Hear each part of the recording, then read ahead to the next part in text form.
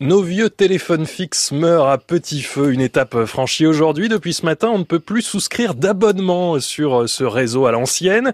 Eh bien, on en parle dans France Info Junior avec des intervieweurs plutôt habitués, eux, aux smartphones nouvelle génération. Salut les petits chats. Moi c'est Mathieu. Moi c'est Océane. Moi c'est Maëlys, bienvenue sur France Info Junior. Bienvenue à vous, 3 élèves de 5e d'un collège de l'Oise à Grandvilliers, le collège Ferdinand Buisson. Et pour leur répondre, c'est vous, Stéphane Dubreuil, bonjour. Bonjour. Vous êtes spécialiste des télécommunications, vous présidez un cabinet de conseil qui s'appelle Stalish Consulting. Première question, simple, basique, c'est Maëlys qui vous la pose. Qui a créé le téléphone ? Alors c'est une très bonne question de Maëlys. En fait, elle n'est pas si simple.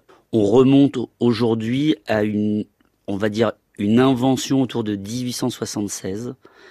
C'est très ancien. Exactement, qui est plus d'un siècle, qui s'appelle Alexander Graham Bell, qui était un Écossais qui a vécu aux États-Unis. Donc à chaque fois on fait une confusion, on dit c'est un Américain, mais en fait c'est un Européen, c'est un Anglais pour être précis, un Écossais, exactement, pardon. Et il a dû inventer 2 téléphones pour que ça fonctionne. Exactement, parce qu'en fait un téléphone, la fonction c'est de transmettre la voix sur un fil électrique et on a un écouteur pour recevoir la voix en retour. Et il va faire une expérience incroyable. Il va faire avec son majordome un test entre les 2 pièces, entre 2 étages, où il va juste dire cette phrase devenue célèbre, « Monsieur Watson, venez ici, j'ai besoin de vous parler ». Et cette phrase va rentrer dans l'histoire parce que c'est la première fois qu'on transmet la voix et qu'on reçoit le son. Élémentaire, mon cher Watson. Exactement. Maëlys encore. Quelle était la première marque de téléphone qui a été créée ? Il n'avait pas sa propre entreprise, ce monsieur Bell. Alors si, parce qu'en fait Bell, il a une première intelligence, c'est qu'il va déposer un brevet, 1876. Il va créer la Graham Bell Company. Et donc le premier téléphone fixe s'appelle Bell, de son nom. Par contre, dans le mobile, parce qu'en fait c'est certainement ça que veut savoir Maëlys, c'est 1983 et c'est Motorola, une marque qui existe encore aujourd'hui. Mathieu maintenant. Est-ce que les vieux téléphones, on pouvait les emmener dehors et tout ? Alors c'est une très bonne question parce qu'en fait, les premiers téléphones en fait avaient ce qu'on appelle un fil à la patte. Ils étaient associés en fait à un lieu géographique, donc généralement une maison. Aujourd'hui, le mobile a coupé ce lien et donc effectivement, au départ on parlait de transportable, puis après on a parlé de portable et on parle de mobile parce qu'en fait on a coupé ce fil à la patte. Vous pouvez l'emmener n'importe où et quand vous voulez. Donc c'est un problème de fil mais pas un problème de poids par exemple. Le téléphone de Graham Bell, il fallait pas un tractopelle pour le transporter. Alors c'est une très bonne question. Effectivement, les premiers téléphones faisaient plusieurs kilos, avaient des batteries, ils n'avaient quasiment pas de batterie. Je rappelle, le premier portable doit faire quasiment 1 kilo. Il faut 10 heures pour le recharger, il tient à peine 60 minutes. Et il est gros, enfin il est très très gros. Océane. Quand ils n'avaient pas de téléphone, comment ils faisaient ?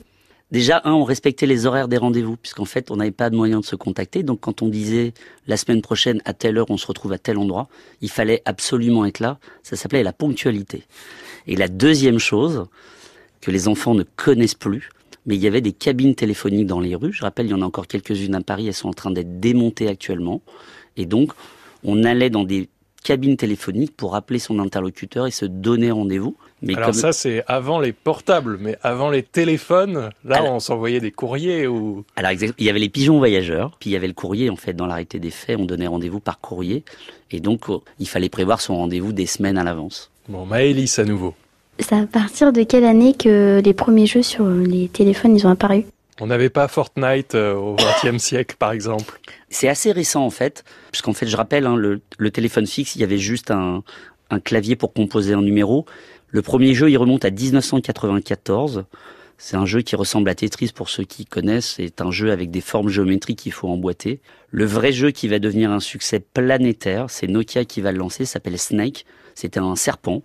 Il fallait absolument que le serpent traverse tout l'écran sans se mordre la queue parce que le serpent grandissait au fur et à mesure. En tout cas, on nous a dit que c'était un serpent, parce que c'était une ligne surtout qui s'agrandissait. Exactement, et puis c'était noir et blanc si vous vous rappelez, alors que maintenant, on est en couleur. Océane.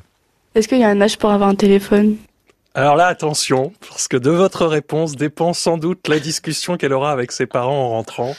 Alors, est-ce qu'il y a un âge déjà légal ? Et puis, sinon, est-ce qu'il y a un âge, d'après vous, personnellement, pour donner un téléphone à un enfant ? Il n'y a pas d'âge légal. L'âge moyen pour lequel on donne un téléphone à un enfant, c'est autour de 11 ans.